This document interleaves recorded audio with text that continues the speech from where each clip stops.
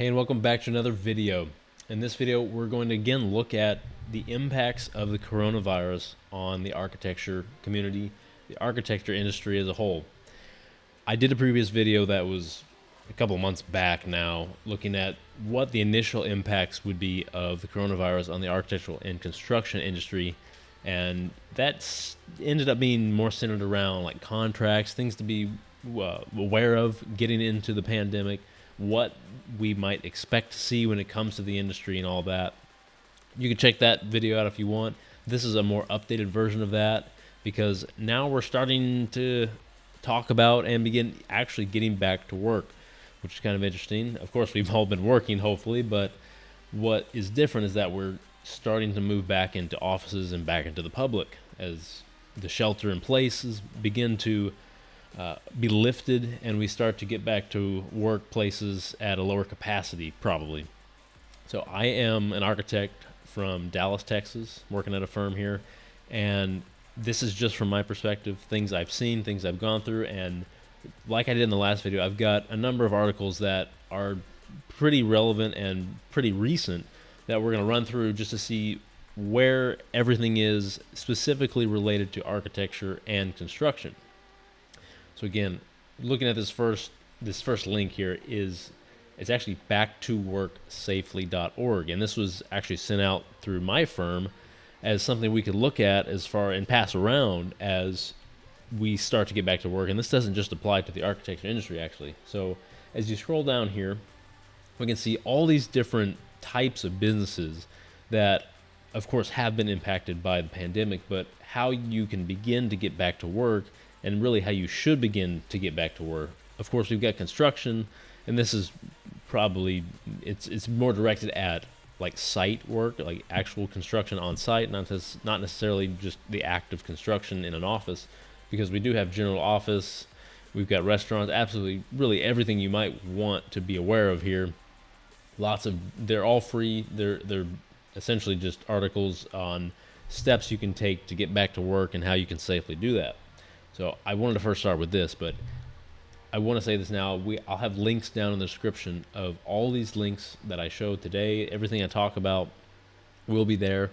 I am curious of your comments and of your perspective, your thoughts, everything that you've gone through, everything you're seeing with your firm. Please leave those in the comment section below. I'm really curious to see. Maybe we can get a discussion going and get some better ideas of what's happening throughout the country, because in my mind, I'm just from Dallas. Most people I know are from Dallas. I know some others in the Midwest, but it's kind of the same there. They're starting to get back to work. So actually last week, my firm, we had a big meeting, and looks like starting Monday morning, I think that will be May 18th, we are going to be back at 25% capacity. And so that's mainly the leadership group that we have, and that should be in place through the end of May. And starting June 1, it looks like we're hoping to at least move up to 50%. And it's not just like every business as normal with 50% of the people. There are some very strict guidelines in how things are working in the office, circulation, masks, everything like that. But we'll also go into A and B days where we have another that second 25% of the company, the firm, going in A day versus B day, Monday, Tuesday, and switching off and so on, where we do have that static 25% of leadership there every day. And that's fine. It makes sense to bring them back. So looking at this now, this is, of course, the back to work safely. Take a look at this. But let's move on to the next one. And this is just an article from Arch Daily.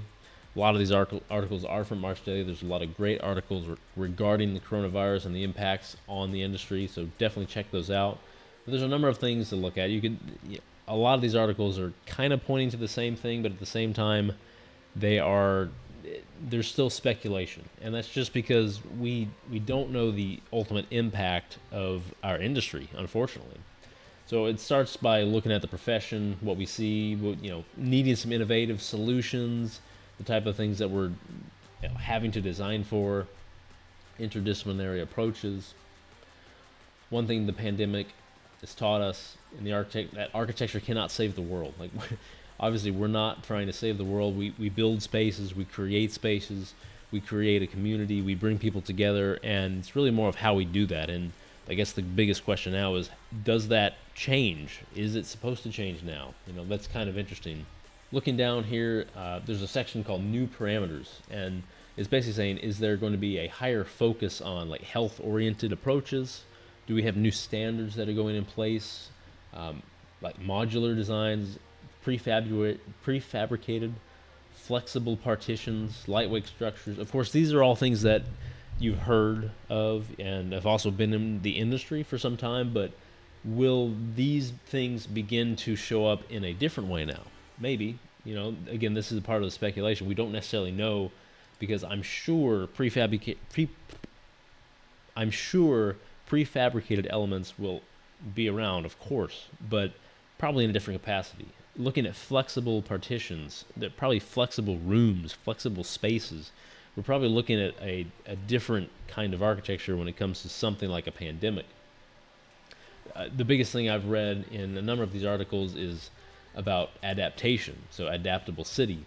And a lot of times it has to do with the public spaces and the density, of course, but of course architecture is about adaptation, and if you don't adapt, you die. It's, of course, makes sense thanks to Darwin. We understand that. But from the perspective of a pandemic in architecture, if we're going to adapt to something, like a pandemic, for instance, just for example, then what does that really mean? Again, I'm not necessarily sure, but we'll probably start to see spaces designed in a different way, or if not necessarily in a different way, just taking into account the fact that a pandemic could come up again.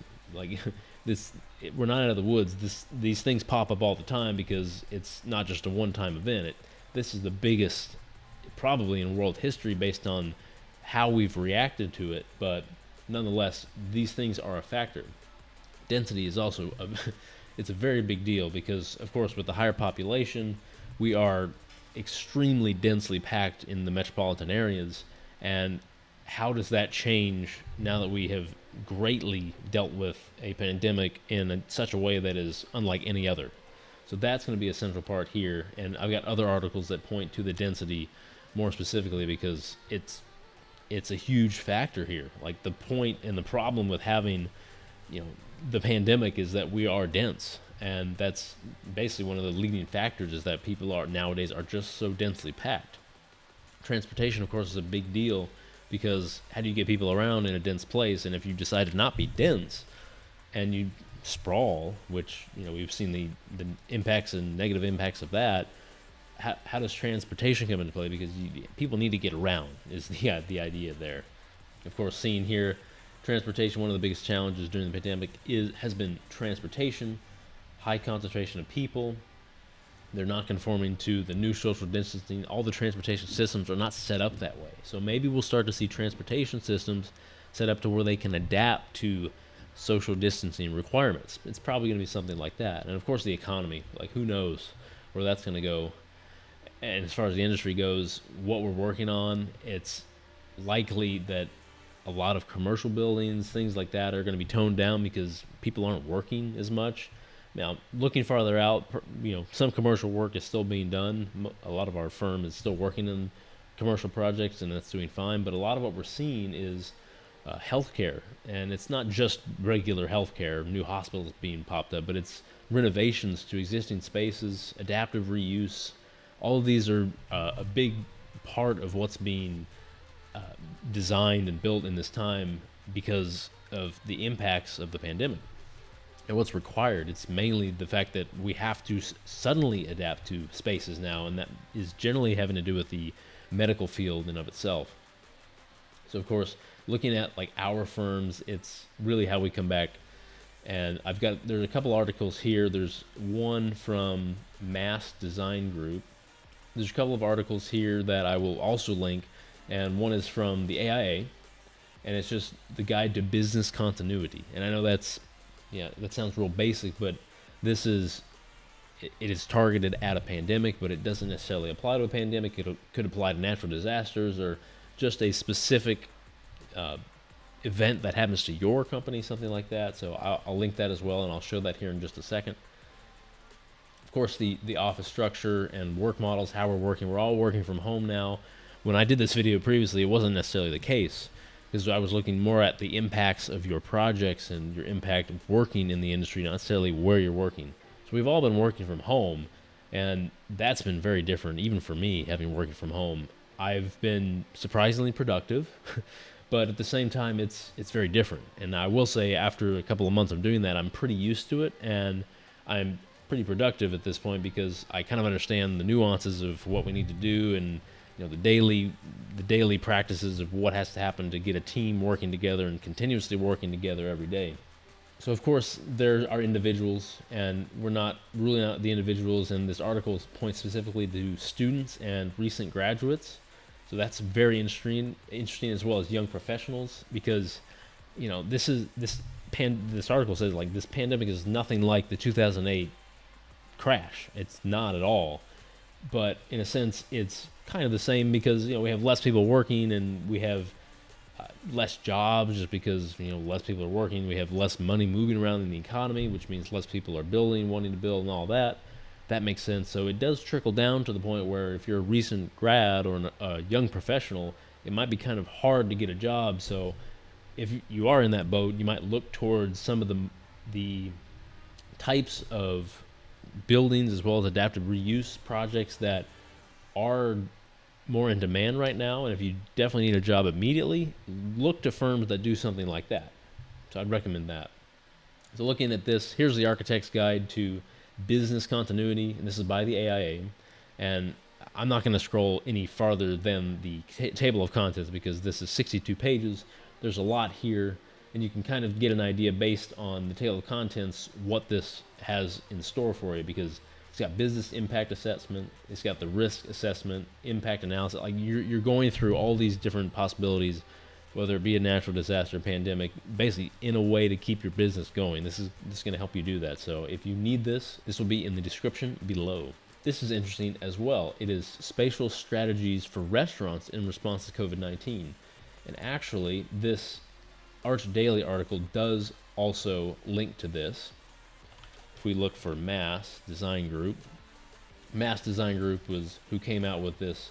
It is it's actually a guideline for restaurants in response to the coronavirus pandemic itself, and how it can help reopen safely and do all of that. So looking at this here, it's quite interesting. Now again, I'm not going to run through this all. You can look through it, but it is starting to lay out all the different things that a restaurant is going to have to do to effectively reopen and keep everyone safe, and as well as employees and the patrons.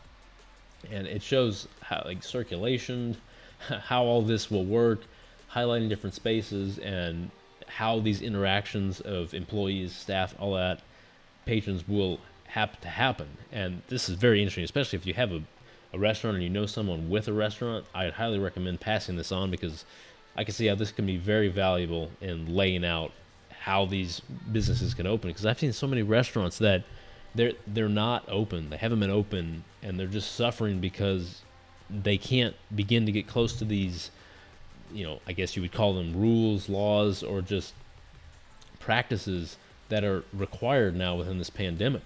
So if this would help a restaurant, that'd be fantastic, because I've seen more and more restaurants open lately, but in reality there are a lot more that are still closed and really could use some extra help. And maybe this is the type of thing that would help them out, maybe not, I don't know. But nonetheless, this is for restaurants getting back into the swing of things.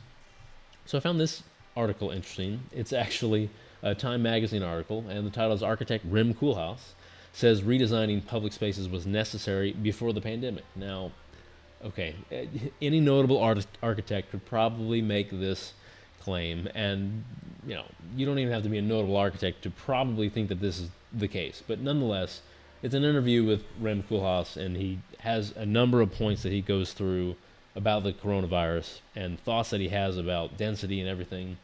Some of the big things here are, he talks about airports and how airports have changed. And looking at this article, or this paragraph specifically, airports are just one of the many public spaces that may have to be rethought, reorganized, and redesigned in an era of pandemics.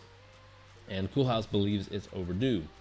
Also, on the back to the drawing board list, cities, especially those that have no purpose but to attract people. The problem is that in the last 20 to 30 years, cities have become gathering spaces for relatively affluent people and for tourists. There has been a kind of really drastic transformation of the point of cities that we didn't really pay enough attention to. So what does this mean at this point? Well, okay, looking at the next paragraph, we get some of those answers. It talks about where he came from. He largely from his book Delirious New York, of course. Yes, that makes sense.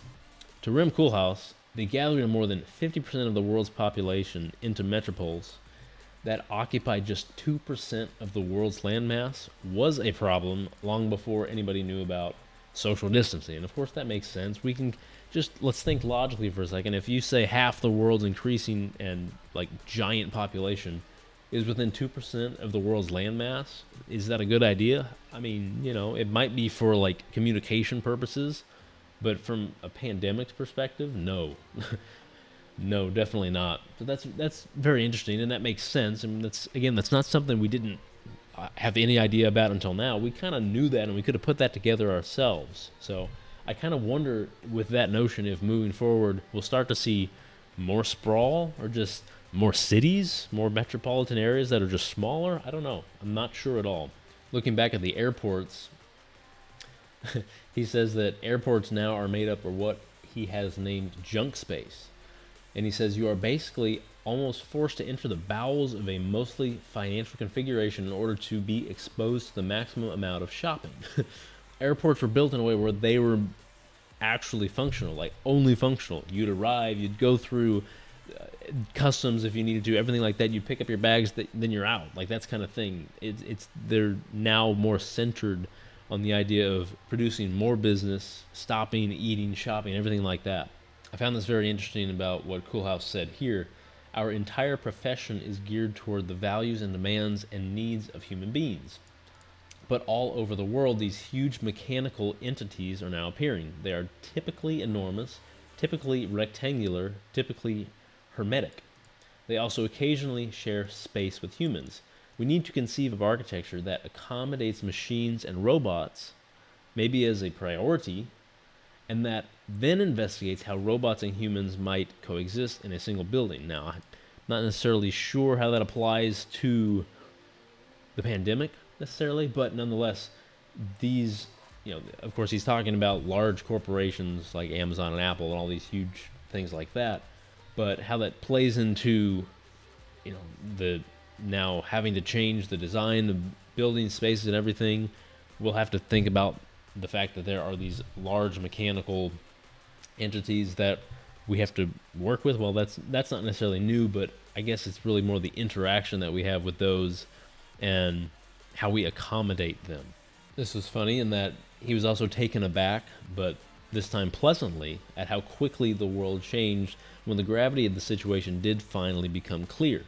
And if you do remember early January, especially in the United States, it was kind of like, maybe it'll show up here. It's not a big deal. But then February came around and it was, oh my gosh, it's here. It's a big deal.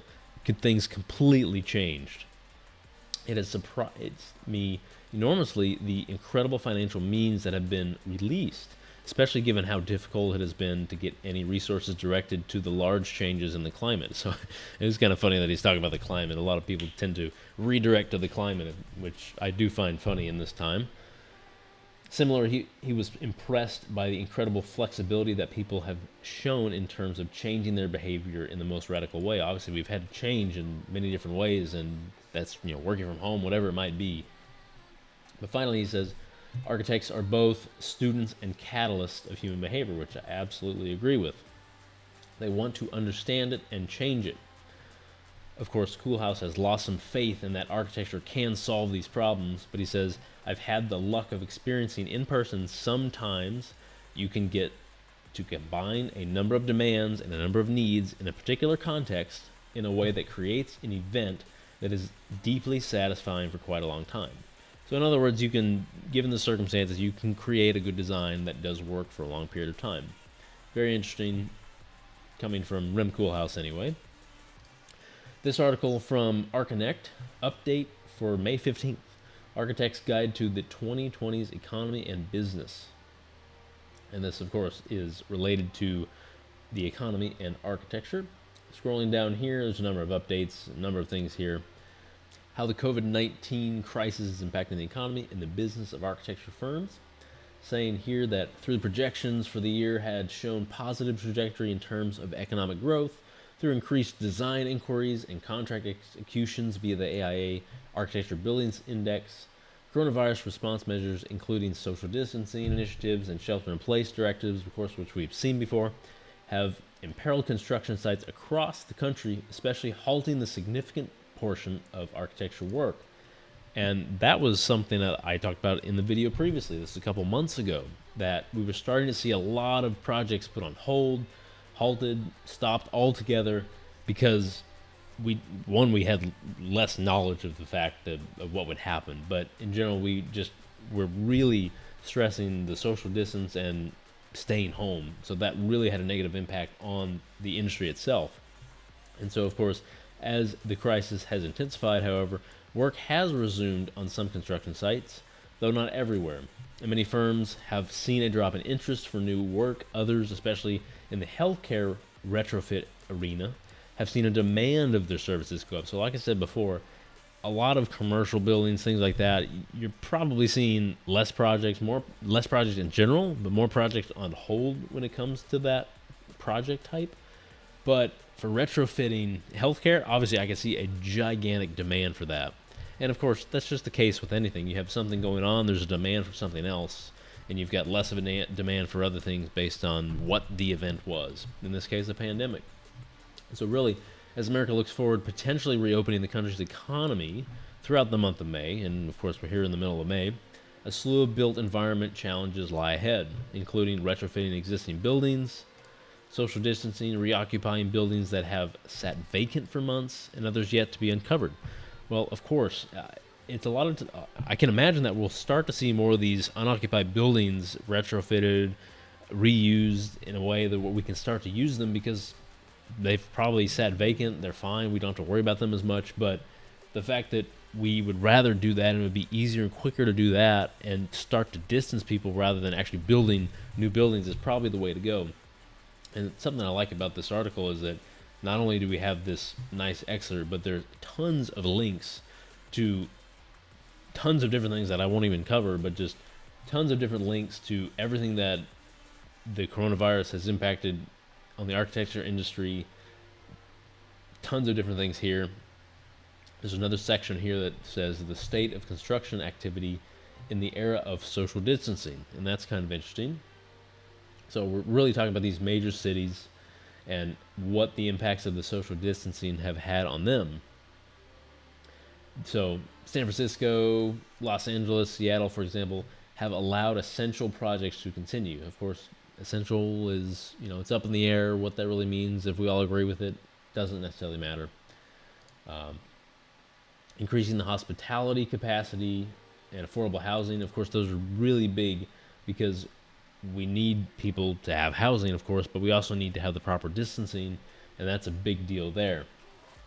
Short-term impacts of work stoppages have resulted in a significant number of project delays. Of course, we talked about this before in the last video, and of course, long-term effects are still being assessed. Of course, we don't know what the long-term effects of having a large number of projects on hold will be. We can begin to speculate, but that's all we have. We've got these rapid response plans that are popping up. Of course, when it comes to hospitality, it's a big deal. Retrofitting services, of course. You've probably got new businesses popping up specifically for retrofitting, specifically for going in and like heavy, deep cleaning, setting up social distancing. I'm sure there are lots of businesses like that popping up. And in response to the growing disparity, the American Institute of Architects has formed an advisor group to help provide professional design experience on matters relating to retrofitting existing buildings for improvised hospitals and recovery use. Now, that's awesome. That's actually what we need right now.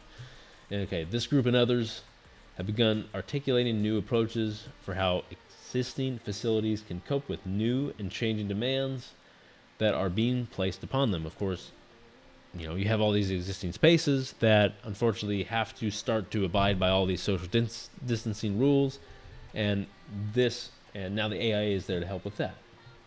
And I'm sure you'll find some of that within the AIA's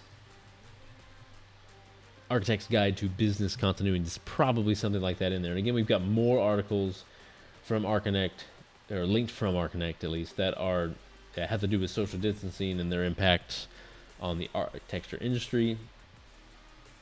Finally, looking at this last article, we've got 5 architects sketch views on post-pandemic residential design. So this is looking more at residential. Okay, that works. Scrolling down to this first one, productivity limits. This first architect is looking at, of course, working from home, but on a productivity standpoint, and that some families will have multiple adults working from home, and how that space would need to be set up. A number of my colleagues are in apartments, such as myself, and whether they have 1, 2, or a full family in an apartment, it can be kind of difficult to properly distance, as well as properly distance in a way where you can get work done and be productive. I've been on a number of work calls where you can hear other work calls going on. It's just kind of the way it works. So redesigning the residential space with that in mind is probably something that we will see. The second architect looks at sudden changes. And of course, that the long-term impact of some of these crises will be that residences might be more versatile, functional, modular, and adaptable. Of course, I think one of the biggest words we're going to start to see even more now is adaptable, adaptation, adapt, because we will have to be able to adapt. This thing popped up essentially out of nowhere in a way to where we suddenly had to deal with it. And so if we can suddenly, or more suddenly at least, adapt to situations like this, we'll be better on our way to deal with it. So of course, modular in this context means that there is a predetermined system that allows for flexibility. Of course, nothing new when it comes to modular. We're very familiar with that when it comes to the architecture industry. There's some well-designed modular furniture options that come as pre-made units, but can then be combined in different ways to furnish a room. So maybe that's how we start to furnish our residences. We have furniture that functions normally as we're kind of used to it now, but also can change or adapt in a way to where we can properly distance, or maybe just distance in a way where we can each be productive and multiple people can be productive in a residential space. So Rethinking Luxury, this third architect, to create uplifting environments with smaller units. So we're kind of looking at density here. It will be necessary to integrate elements that will naturally make the space feel bigger. Now again, I want to say, and this is just my perspective, that a lot of these things that either these architects are pointing out or the government's pointing out, Koolhaas points out, these are not things that are new. They are things that the pandemic is almost bringing to light that we kind of knew about already. Like it would be nice to have a space that is smaller and functions as a smaller space, but actually feels bigger. And that has a lot to do with the design of the space and the architecture. So again, that's kind of our responsibility to deal with as architects. And I don't think that just because we have a pandemic that is something that's new. Like we didn't know about this before. No, we knew about this. I do find this interesting. Storage will play a huge role as developers begin to cut down on size of units. Refrigerated storage will be more prominent. Okay, I find that interesting, because we're all kind of always looking for more storage, but maybe there's an adaptable way to do this. But I'm just asking this question, but how does more storage in a smaller unit make it feel bigger? I don't know. Maybe there's a way to do that. Haven't really explored that, but I do find it interesting also that refrigerated storage will be more prominent. So we'll start to have bigger refrigerators. And I get that, from the perspective of let's make sure we're well stocked. We have enough food. We have enough of everything that we need to get through a longer period of time. So if we can't go out, can't leave the house, that we're okay. I understand that. And then kitchen dominance. This is kind of interesting as well. Fourth architect says the pandemic will give added impetus to a recent trend in which the kitchen has been lifted to the heart of the home. Okay, it's no longer the living room, or in some cases, if it's maybe an apartment, it's like that single bedroom, we're going back to the basics, thinking first of the things that we need that are crucial, probably food or drinks, things like that, not the things that we need to impress people with or to make a statement, which is probably an extravagant living room, something like that, or a large backyard or something. The lament of some recent clients of the firm that storage needlessly wastes space is unlikely to be heard as frequently. Everyone will want ample storage after this. So again, this is another architect saying, we absolutely need storage. Okay, I'd like to follow up with a question that might ask, if we have smaller spaces, what are we storing that is, extra, more storage? What is that more storage used for as opposed to now? I don't know. Again, I'm just posing the question because I don't know. And finally, functional footage. This is basically this guy saying the notion of our environment affecting our well-being isn't a new one. And I'm glad someone says this, because this is absolutely what I've been saying here in this video. The notion of our environment affecting our well-being isn't a new one.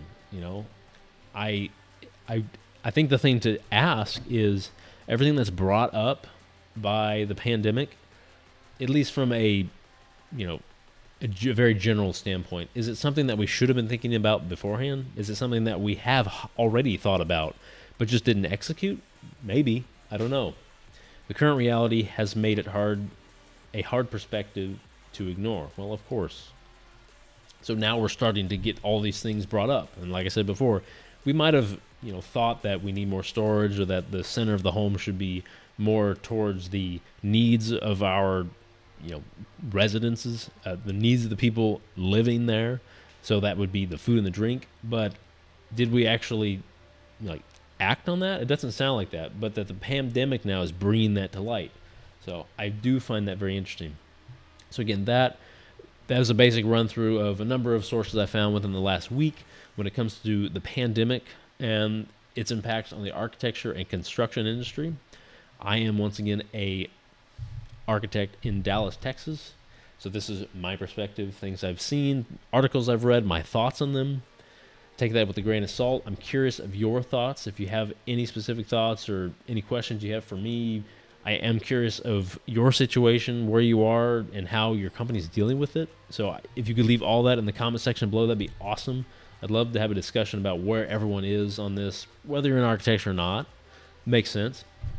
But I will leave all these links to all these different articles and PDFs into the description box below. So check that out if you are interested in any of these. Share them if you do find them important, because you might know someone who has a restaurant, for instance. So that will do it for this video. Hope you're all staying safe, being careful, and washing your hands. Hope to see you in the next video. Have a wonderful day, and thanks for watching.